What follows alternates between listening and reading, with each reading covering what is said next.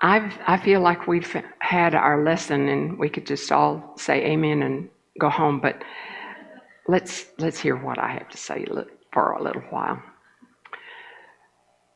Good morning, Unity of New Braunfels. Oh my goodness, it's so good to be here with you this morning. And it is with deep love and great respect that I welcome you here. And those who are joining us as they want and will through the week.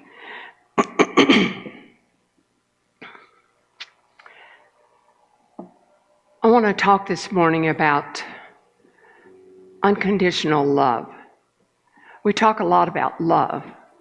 Love has become an overused term and misunderstood, I think. We see love from a different level than some folks do. It's different when I say to you, I love you, than when I say, I love chocolate cake. There is a difference. And that word has gotten really confused in all of this. So let's look at this morning. I went first, as I always do, to Wikipedia. What do they say unconditional love is? It says unconditional love is known as affection without any limitations or love without conditions. This term is sometimes associated with other terms such as true altruism or complete love. It goes on to say that unconditional love, simply put, is love without strings attached. Love without strings attached. It's love you offer freely. You don't base it on what someone else does in return. You simply love them and want nothing more than their happiness. This type of love is sometimes called compassionate or agape love. Might sound somewhat familiar. That is the way they answered the question. What does it mean to you to love someone unconditionally?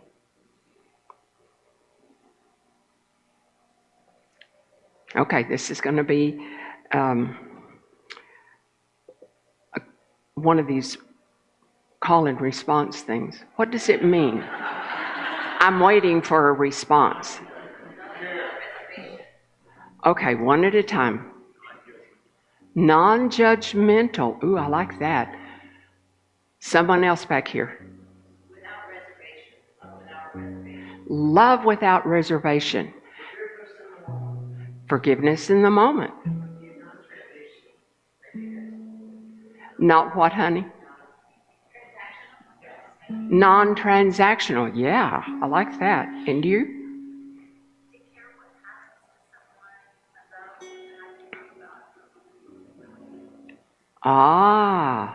Getting out of the way and letting someone, yeah, that's it.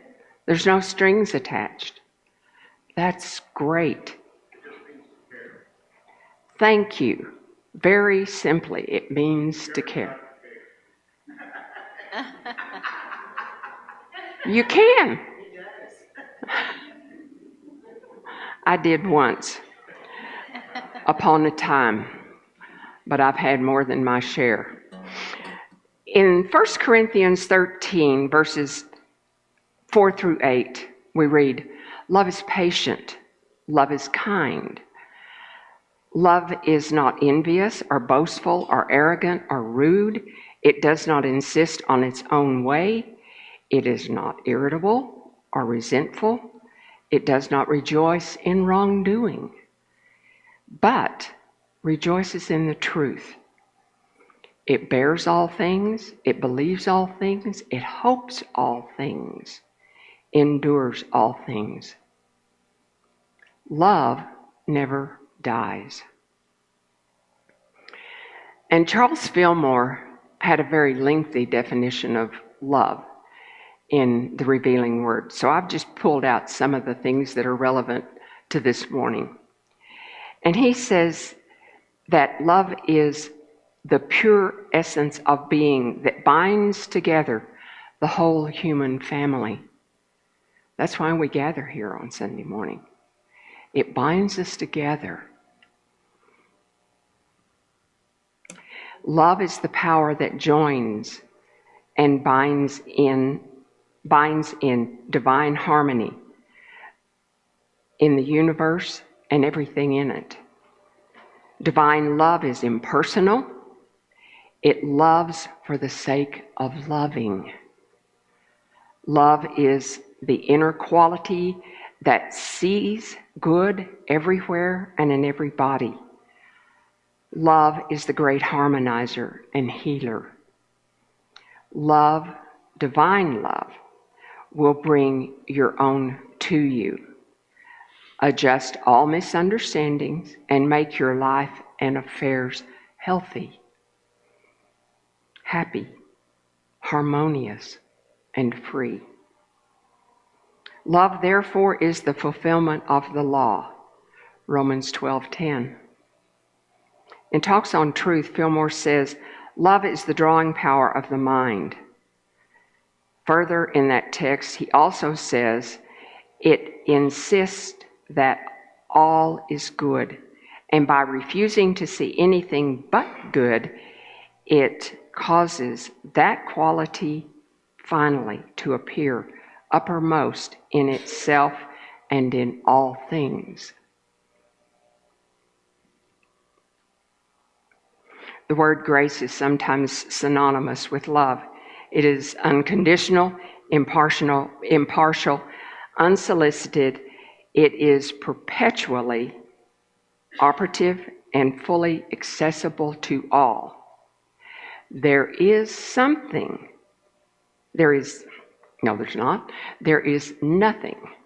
that we can do to increase its availability.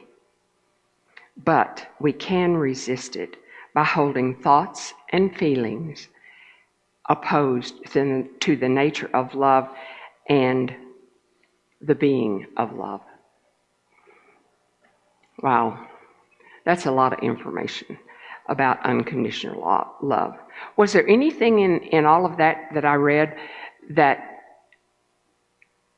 gave you pause or changed anything you believed or added to what you believed about unconditional love? I'm seeing the nod. Talk to me. I'm sorry? That's right. You can't. It's always available. Always available. It reminds me that it sets up attraction fields. Yes, it does. And we're going to, we're going to talk more about that. Yes, ma'am. I know that. I do too. Yes, I understand. Yeah.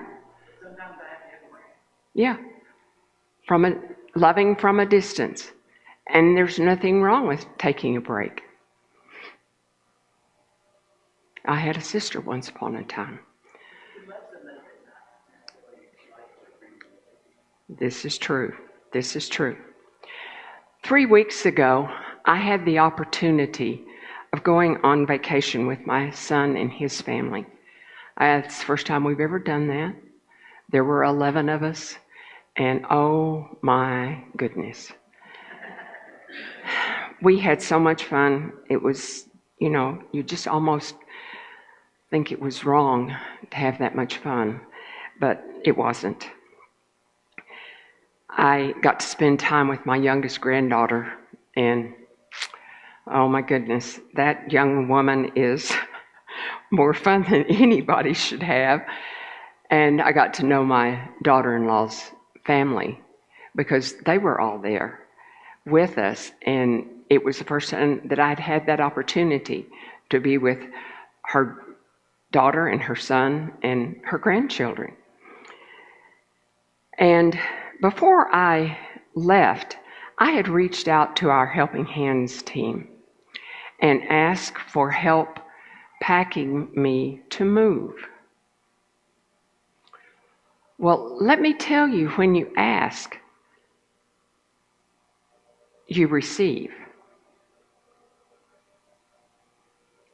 And I got back from our vacation. Oh, if you've never been to Isla Mujeres, just off Cancun, it's called the Island of Women, and it was developed by the Mayan women centuries ago, and it is phenomenal. But I got back from there a week ago on Saturday. I spoke in San Marcos on Sunday. No, wait a minute, I got to back up. I got home on Saturday, and on Monday, there were 8 wonderful women at my door at 8 o'clock in the morning to help me pack. And then some of them came back on Tuesday to finish the process. This is the first time in my life that I have ever moved that I have not packed every box. I didn't have to do that. Tuesday evening, my son arrived from Houston to help do the heavy lifting on Wednesday. And there were 4 other men at my house at 8 o'clock Wednesday morning. Those men were wonderful. It took them 3 hours to move me. And it all got done safely, easily, because one of the women had left her commercial van so that there would be no damage from the rain. And the guys got it done before the rain started. Oh my goodness. And at one point, after they got everything set up in my bedroom, I just stood there and cried. Because I didn't know that it was all going to fit. I had an idea. A measuring tape is no good to me. And I got to see it. I'm a very visual person. And it was perfect. It is perfect. No, I don't know where everything is, but I'm finding it. And that's the fun part. I'm finding it. I'm opening boxes that say shoes. I found them this morning. I open boxes that say kitchen. Oh, that's where that is. It's so much fun. It's like a scavenger hunt. And until I saw that it was going to work, I didn't have that. I knew that it was going to work, but I didn't know how it's going to work. And I didn't have to know how. I just needed to know that it was going to be done. And I want to reach out to all of you who have been supportive in me taking care of myself in this season of my life. When I said yes to Spirit's constant urging that I do just that, everything else just fell into place. I've told you all this story for you to understand how I see Spirit working in my life once I said yes. During all of this, I was going through my library, and a piece of paper, an old piece of paper, fell out of a book. I have no idea why it was in that book, and I have no idea where I've put it now, but I will find it again. And it just fell in my lap, and it was titled, "This Man I Call Daddy." I wrote it on November 3rd, 1986. the day he made his transition. And as I read through that, there was a reoccurring theme in all of that. And it was unconditional love. Because my daddy loved me with unconditional love. There were no strings attached. It didn't matter if I agreed with him or not. And I didn't always. No. But he loved me in spite of my rebellion. He loved me in spite of my need to be right. He loved me with no questions. And all he really wanted for me was my happiness. And that is what just poured out of me as I sat with his body. I was not there when he passed. My sister had sent me to the grocery store. And when I got back, he was gone, and so was everybody else. And I just asked the nurse if I could spend some time with him. And I did. And this man I call Daddy is a result of that. And the whole crux of it is, as I said, was unconditional love.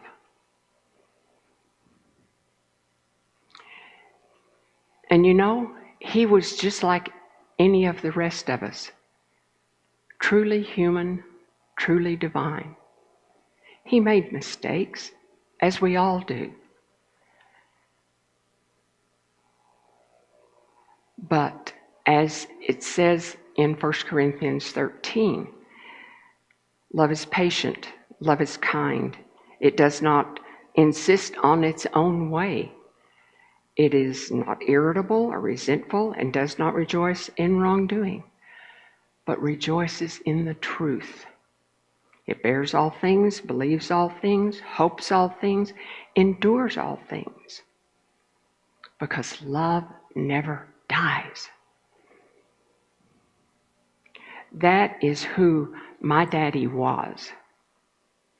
And he gifted me with that love without attachment. I've certainly made my own mistakes. I made choices that he didn't think I should, but I did it anyway. And he loved me anyway. Because, like I said, all he ever wanted was my happiness. That pretty much sums up my experience of my daddy's unconventional love. Unconditional love. It was unconventional at that time too, trust me. In the 40s, yeah, that was pretty unconventional. He was patient, he was kind. Even when I didn't look both ways to cross the street and got hit by a car. But if you're old enough to remember cars in the 40s, they didn't go very fast. And there was no real damage because we were across the street from the school. But I probably could have outrun the car if I had really looked both ways and knew that it was coming. But nah, it was all right. Scared him more than it scared me, I think. We all make mistakes. We all do. From my perspective, his love for me was unconditional, and there is power in that kind of love. He always told me that I was going to be a teacher, even though I did everything I could to prove him wrong.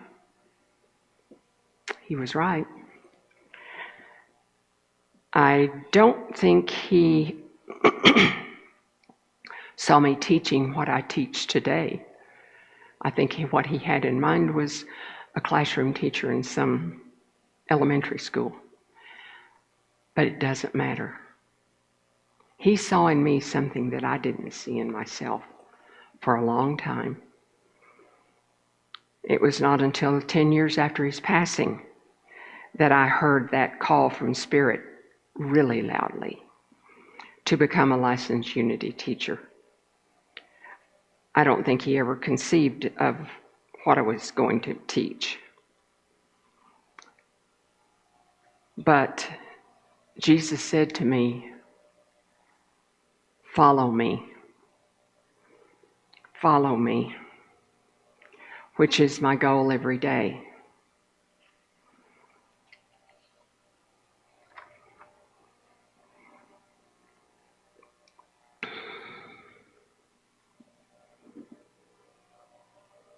In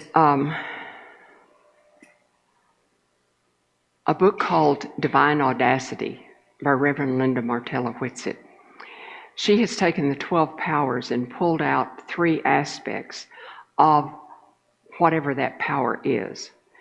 And she speaks about all 12 powers in this book. And I referred to it because I could see so many aspects of love that, as someone mentioned a while ago, the magnetism that love represents.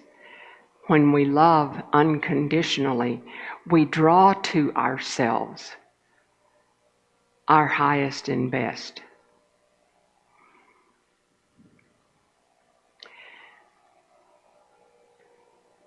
And another aspect of it is harmonizing, the harmonizing love that is a part of unconditional love. It just makes everything come together in divine order. And the unifying power of love, where everything comes together in one unit, just like we are today. And if you want to know more about the love, the aspects of love, and the other 11 powers of man that Charles Fillmore defined in his 12 powers of man, I suggest that you check out Linda Martella Whitsitt's book, The Divine Audacity. It's one that has become a reference book for me for all situations. And there is a paragraph in the AA Big Book that has been with me since 1983. And it begins like this. And acceptance is the answer to all my problems today. When I am disturbed, it's because I find some person, place, thing, or situation, some fact of my life unacceptable to me. And I can find no serenity until I accept that person, place, thing, or situation as being exactly the way it's supposed to be in this moment. Nothing, absolutely nothing, happens in God's world by mistake.